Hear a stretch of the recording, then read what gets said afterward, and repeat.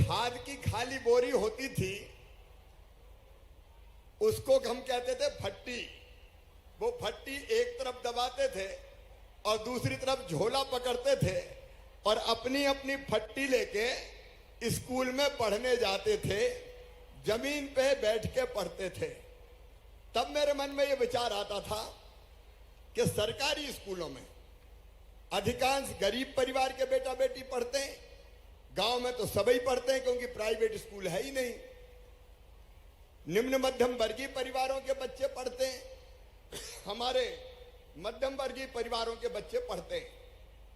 तो सरकारी स्कूल भी अच्छे होने चाहिए। होने चाहिए कि नहीं? होने चाहिए कि नहीं?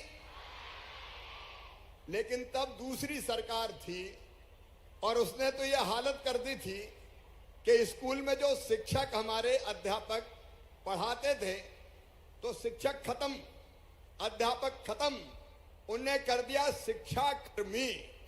और शिक्षा कर्मी के नाम पे स्कूल में जो पढ़ाने वाले हमारे गुरुजन होते थे उनको तनख्वाह मिलती थी 500 रुपया महीना गुरुजियों को। अब बताओ 500 रुपया महीना पे कोई ढंग से पढ़ा सकता था क्या? अरे जोर से बताओ ना, पढ़ा सकता था क्या? अब अधिकांश समय जो अध्यापक थे, अध्यापक तो थे नहीं, कर्मी थे, तो हमने मुख्यमंत्री बनने के बाद, क्योंकि मैं उस समय सांसद था, मैं स्कूलों में जाता था क्योंकि बच्चों से मुझे बहुत प्यार है और स्कूलों में बच्चों से पूछता था तुमने क्या पढ़ा बताओ। तो एक दिन गांव के एक स्कूल में मैं गया और मैंने एक सवाल पूछा कि बच्चों बताओ गंगा जी कहां से निकली? तो एक बच्चे ने बताया कि विंध्याचल में से निकली। तो मैंने कहा क्या गजब कर रहे हो, गंगा जी कहां से निकली बताओ, कहां से निकली? गंगा जी कहां से निकली बताओ? मुझे उनने बताया कि विंध्याचल में से निकली। मैंने कहा विंध्याचल से थोड़ी निकली, गंगा जी तो हिमालय से निकली। फिर जो पढ़ा रहे थे गुरुजी, उनको मैंने बुलाया कि भैया क्या गजब करते हो, गंगा जी निकली है हिमालय से, गंगोत्री से, और तुम पढ़ा रहे हो विंध्याचल में से।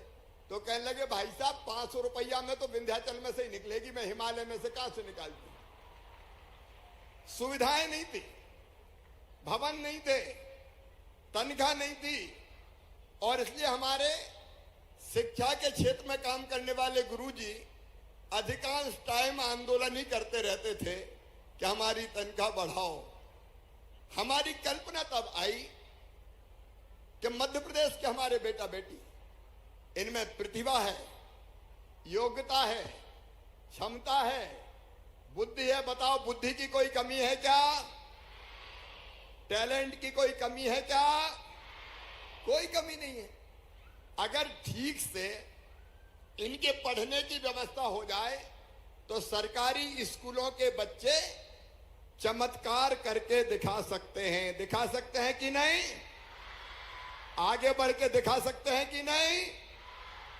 और इसलिए एक तरफ हमने कर्मी कल्चर खत्म कर दिया। अब हमारे जो शिक्षक है, अध्यापक है, उनकी तनख्वाह 40,000 से लेके 50,000, 60,000 तक की। और दूसरी तरफ फिर मन में यह विचार आया कि प्राइवेट स्कूलों से अच्छे हमारे सरकारी स्कूल क्यों नहीं हो सकते, जहां मेरे ये बेटा बेटी पढ़ते हैं, जो भविष्य है भारत का, जो भविष्य मध्य प्रदेश का, इनको सब सुविधाएं क्यों नहीं दे सकते? और तब विचार आया कि मध्य प्रदेश में सीएम राइज स्कूल बनाएं। विचार कैसे आया? मुझे कोविड में, कोरोना काल में कोरोना हो गया था, कोविड, तो मैं अस्पताल में भर्ती था। अस्पताल में भर्ती रहते हुए ही शिक्षा के बारे में ध्यान आया कुछ करना चाहिए। तब हमने कई शिक्षाविदों को जोड़ा, मंत्री इंदर सिंह परमार बैठे, ये भी जुड़े, विभाग के हमारे अधिकारी जुड़े, और हमने पूरे देश के शिक्षा के क्षेत्र के जितने विद्वान थे उनको जोड़ा और उनसे पूछा कि बताओ शिक्षा की गुणवत्ता बेहतर करने के लिए क्या क्या करना चाहिए। तो जो सुझाव आए, पहली चीज स्कूल की बिल्डिंग भी अच्छी होनी चाहिए। होनी चाहिए कि नहीं होनी चाहिए? ये कहां की आवाज आ रही भाई?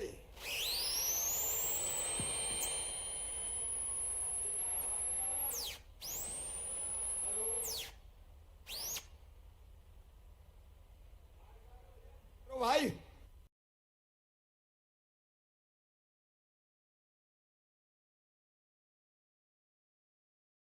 क्या स्कूलों की बिल्डिंग बहुत अच्छी होनी चाहिए? होनी चाहिए कि नहीं?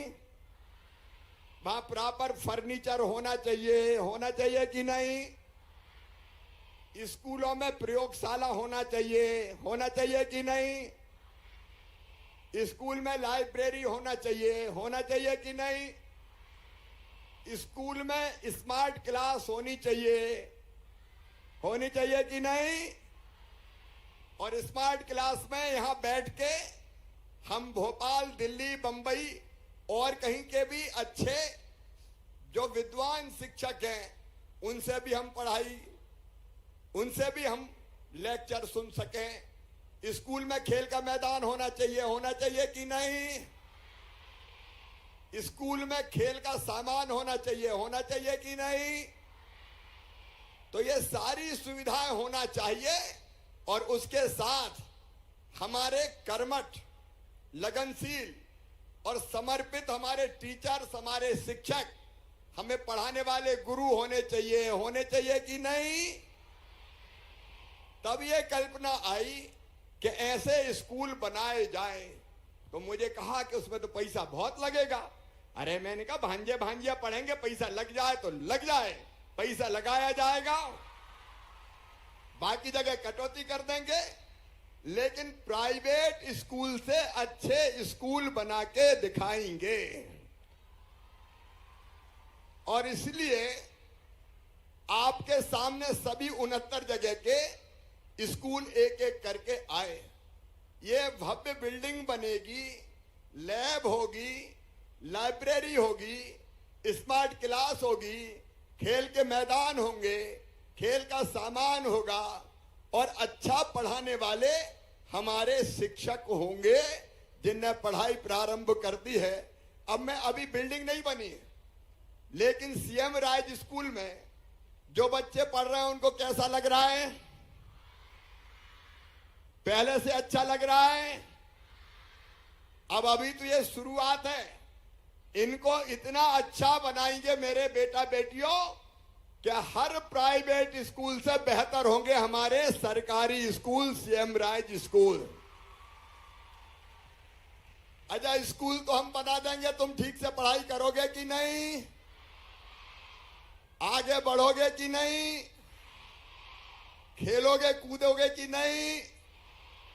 देखो, दोनों चीजें करनी। एक तो खूब पढ़ना भी है और खूब खेलना भी है।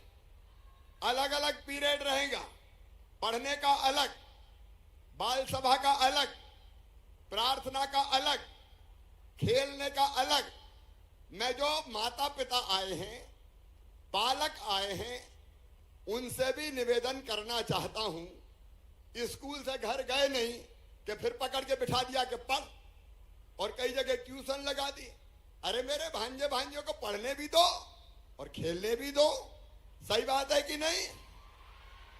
और पढ़ने और खेलने के अलावा बाकी गतिविधि भी है। अब मैं आते आते किसी बच्चे ने मुझे छोटे से ने एक पेंटिंग बना के दे दी। अगर पेंटिंग करना अच्छा जानता है तो पेंटिंग करने दो, अगर संगीत अच्छा जानता है तो संगीत सीखने दो, अगर अच्छा गाता है तो अच्छा गाने भी दो, और अच्छा खेलता है या खेलती है मेरी बेटी तो खेलने भी दो, क्योंकि हमारे बेटे बेटी खेल के भी आगे बढ़े। इस बार खेलो इंडिया गेम्स मध्य प्रदेश में होने वाले, तो हम खेलेंगे कूदेंगे और पढ़ेंगे लिखेंगे। ठीक बात है कि नहीं? तो मैं कहूंगा खेलेंगे कूदेंगे और आप कहना आसमान को छू लेंगे। हम खेलेंगे कूदेंगे, फिर मैं कहूंगा हम पढ़ेंगे लिखेंगे, आप बोलोगे आसमान को छू लेंगे। हम पढ़ेंगे लिखेंगे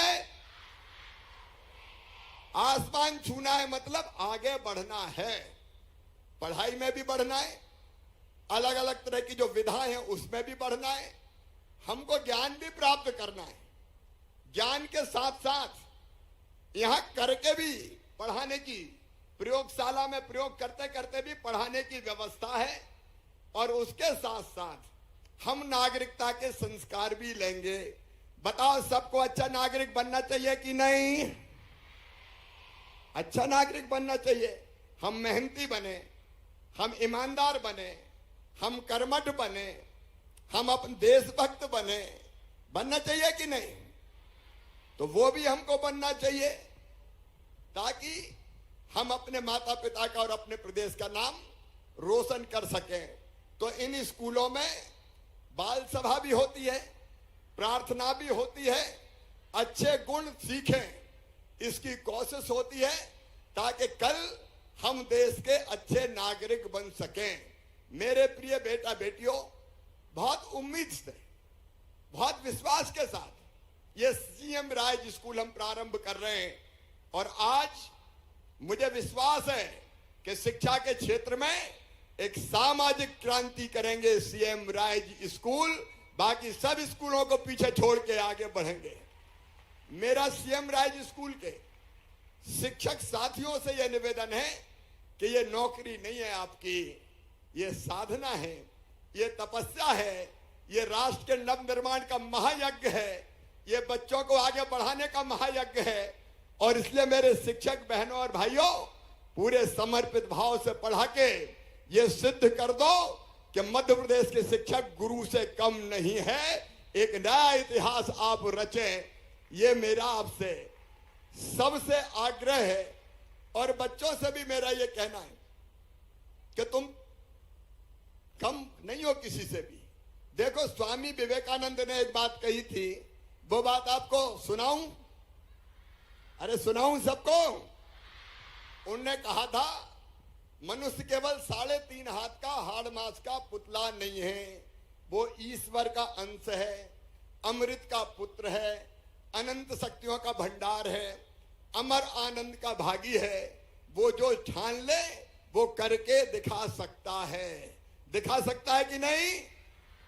तो तुम भी करके दिखा सकते हो कि नहीं? अरे जोर से बताओ, दिखा सकते हो कि नहीं? तो हम कुछ बन के दिखाएंगे, हम कुछ करके दिखाएंगे। बताओ क्या बनोगे? डॉक्टर कौन कौन बनेंगे? हाथ उठाओ, हाथ नीचे करो। अब इंजीनियर कौन कौन बनेंगे? हाथ उठाओ, हाथ नीचे करो। अब क्लेट की परीक्षा पास करके लॉ कॉलेज में कौन कौन जाएंगे? वो भी हाथ उठाओ। इधर वाले नहीं उठा रहे, बिल्कुल नहीं जाएंगे क्या लॉ में? अच्छा, साइंटिस्ट कौन कौन बनेंगे? वो हाथ उठाओ। अच्छा, बिजनेसमैन कौन बनेंगे? वो हाथ उठाओ। अच्छा, मुख्यमंत्री कौन कौन बनेंगे? हाथ उठाओ। मुख्यमंत्री भी बहुत बनने वाले तुम मुख्यमंत्री भी बन सकते हो, चिंता मत करो। जब मामा बन सकता है तो भांजे भांजी क्यों नहीं बन सकते? तुम जो चाहो वो कर सकते हो। जरूरत अभी नहीं है, जरूरत है मेहनत की, लगन की, ढंग से पढ़ाई करने की। सचमुच में मैं कह रहा हूं, अंतरात्मा से कह रहा हूं, हर एक में क्षमता है तुम में से। कोई ऐसा नहीं कि जो बड़े से बड़ा काम ना कर सके, केवल लगन की जरूरत है। अपने आप को आत्मविश्वास से भर लो और सोचो। ये बात हमारे यहां कई बार कही गई है कि मनुष्य जैसा सोचता और करता है वैसा बन जाता है। और वैसा बनना है बेटे बेटियों। मैं एक बात आज आपसे कहता हूं कि हम न केवल ये स्कूल अच्छे बनाएंगे, बल्कि अगर कोई गरीब परिवार में जन्म लिया है तो पाप नहीं किया हमने, कोई निम्न मध्यम वर्गीय परिवार में जन्मा है तो पाप नहीं किया हमने। मैं आपको आज ये कहने आया हूं कि अगर तुम में टैलेंट है, क्षमता है, तो अब आगे बढ़ने में चिंता मत करना। अगर ढंग से पढ़ाई करोगे, मेधावी छात्र छात्रा बनोगे, तो चाहे मेडिकल कॉलेज हो, चाहे इंजीनियरिंग कॉलेज हो, चाहे आईआईटी हो, चाहे आईआईएम हो, चाहे लॉ कॉलेज हो, चाहे बिजनेस मैनेजमेंट के कोर्स हो, फीस चाहे कितनी भी हो, 10-20 लाख रुपया साल भी होगी तो चिंता मत करना। फीस कौन भरवाएगा बताओ? फीस मामा और भारतीय जनता पार्टी की सरकार भरवाएगी। और इसलिए मेहनत तुम्हें करनी है, करोगे? अरे जोर से बताओ, करोगे? इंदौर के नहीं, सब जगह के बताओ, करोगे?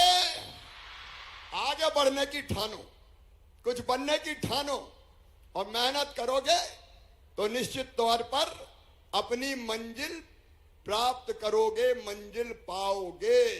हम दुनिया में दीनहीन होके पैदा नहीं हुए, अपनी मेहनत से हम बड़े से बड़ा मुकाम हासिल करेंगे और अपने देश को भी आगे ले जाने में हमारा योगदान होगा। अपने देश को भी आगे बढ़ाएंगे, हम अच्छे नागरिक बनेंगे, हम अच्छे गुण सीखेंगे, हम माता बहन बेटी का सम्मान करेंगे, हम पिता गुरुजनों का सम्मान करेंगे, हम गलत राह पर कभी नहीं जाएंगे। मेरे बेटा बेटियों, इस समय मध्य प्रदेश में हम नशा मुक्ति अभियान चला रहे हैं। हम नशे से दूर रहेंगे, रहेंगे कि नहीं रहेंगे? और जो ये गड़बड़ कर रहे हैं उनके खिलाफ, गड़बड़ जो करते हैं, नशे वशे के कारोबारी, अवैध कारोबारी हो, उनके घर तो बुलडोजर चलवा दिया जाएगा, उनको बचने नहीं देंगे अपन किसी भी हाल। लेकिन हम अच्छे गुण सीख के आगे बढ़ें, ये मेरी आप सबसे अपील है। आप सबको पता है 12वीं में कौन कौन है, हाथ उठाओ। 12th में, अब आपको पता है 12वीं में अगर 75% नंबर लाते हैं तो क्या देते हैं मामा? सबको पता है? तो लैपटॉप कौन कौन लेंगे, हाथ उठाओ। इस साल मेहनत करो और 11वीं वाले भी करो, 10वीं वाले भी करो, क्योंकि बेस मजबूत होगा तो आगे बढ़ने में हमको मदद मिलेगी। और कोई चीज की चिंता मत करना। मध्य प्रदेश की भारतीय जनता पार्टी की सरकार आपकी पढ़ाई के लिए हर सुविधाएं उपलब्ध करवाएगी। बस मेहनत करके आपको आगे बढ़ना है। मेरा सभी बच्चों को यही संदेश है कि अपने आप को कमजोर मत मानो और बड़े से बड़े पद पर पहुंचने का लक्ष्य तय करो। और वो कोई भी हो सकता है, केवल पद की बात नहीं कर रहा। कोई बिजनेस में जा सकता है, कोई स्टार्टअप में जा सकता है, कोई व्यापार कर सकता है, कोई अलग अलग क्षेत्रों में अच्छा खिलाड़ी बन सकता है, अच्छा कलाकार बन सकता है, लेकिन कुछ ना कुछ हमको बनना है। आज मेरा यही संदेश है प्रिय बेटा बेटियों कि सीएम राज स्कूल आपकी मंजिल आप प्राप्त कर सकें। और कोई बच्चा ये ना सोचे कि काश मैं भी अच्छे स्कूल में पढ़ पाता और मेरे माता पिता भी प्राइवेट स्कूल की फीस दे पाते तो कहां पहुंच जाता। अब चिंता मत करना, तुम अच्छे स्कूल में पढ़ोगे, खूब आगे बढ़ोगे, सुविधाओं में कोई कमी नहीं आने देंगे। और एक क्रांति और हुई है, भाषाएं सब सीखना चाहिए हमको, सब भाषा सीखना चाहिए, अंग्रेजी भी सीखना चाहिए, लेकिन शिक्षा मातृभाषा में होनी चाहिए। और इसलिए मध्य प्रदेश ने एक फैसला किया है कि मेडिकल कॉलेज की और इंजीनियरिंग कॉलेज की पढ़ाई भी हिंदी में करवाई जाएगी। होना चाहिए कि नहीं? ताकि सब समझ सके ढंग से और अपनी मातृभाषा का मान भी बढ़ा सके। हम काहे को अंग्रेजों की नकल करेंगे? हम हिंदुस्तानी हैं, भारत में पैदा हुए हैं और सबसे आगे अपना हिंदुस्तान प्रधानमंत्री मोदी जी के नेतृत्व में होगा तो हम पीछे नहीं रहेंगे। भाषा कोई भी हो सीखेंगे, लेकिन हिंदी में पढ़ेंगे, आगे बढ़ेंगे। एक बार फिर से बहुत बहुत शुभकामनाएं। मैं विभाग को बहुत बधाई देता हूं, इंदर जी को और पूरी टीम को, रश्मि जी को। आपने बहुत बढ़िया व्यवस्था सीएम राज स्कूलों की है। ये स्कूल नया इतिहास रचेंगे, ये मेरा विश्वास है। मैं सभी शिक्षकों को आज प्रणाम और अपील दोनों करता हूं कि जरा भी क्वालिटी से समझौता मत करना। ये हमारे बच्चों का भविष्य बना के एक नया इतिहास रचने का काम आपको दिया है। आप कोई कसर मत छोड़ना। और एक बार फिर बच्चों के माता पिता को भी कहता हूं कि माता पिता तो रहें, दोस्त भी बच्चों के जरूर बनना। ये बड़े नाजुक मन के होते हैं, थोड़ा बहुत समय इनको देना, इनकी बात सुनना, इनको ठीक दिशा दिखाना, तो आपके बच्चे भी चमत्कार करेंगे। जबरन डांटना, रोज मारना, रोज जबरदस्ती पढ़ाई में बैठा देना, इसके अलावा भी रास्ते हैं बच्चों को समझाने के। तो दोस्त के रूप में बच्चों को समझाएं और उनको आगे बढ़ाने का प्रयास करें। मेरे बेटा बेटियों, मेरी शुभकामनाएं तुम्हारे साथ है, मेरा आशीर्वाद भी तुम्हारे साथ है। स्वामी विवेकानंद जी ने कहा था, उत्तिष्ठित जागृत प्राप्त वरेण्य बोधता। उठो, जागो और अपने लक्ष्य को प्राप्त कर कर ही चैन की सांस लो, आगे बढ़ो। वो देखो पास खड़ी मंजिल इंगित कर तुम्हें बुलाती है, साहस से बढ़ने वालों के माथे पर तिलक लगाती है। मेहनत करोगे तो सफलता तुम्हारे माथे पर तिलक लगाएगी। बहुत बहुत शुभकामनाएं, आशीर्वाद। मेरे साथ बोलो, भारत माता की, मां अहिल्या देवी की, वंदे वंदे वंदे। बहुत बहुत धन्यवाद। बहुत बहुत धन्यवाद। और कार्यक्रम के अंतिम सोपान पर आभार व्यक्त करने के लिए आमंत्रित कर रही हूं आयुक्त लोक शिक्षण भोपाल पर आदरणीय अभय वर्मा सर को।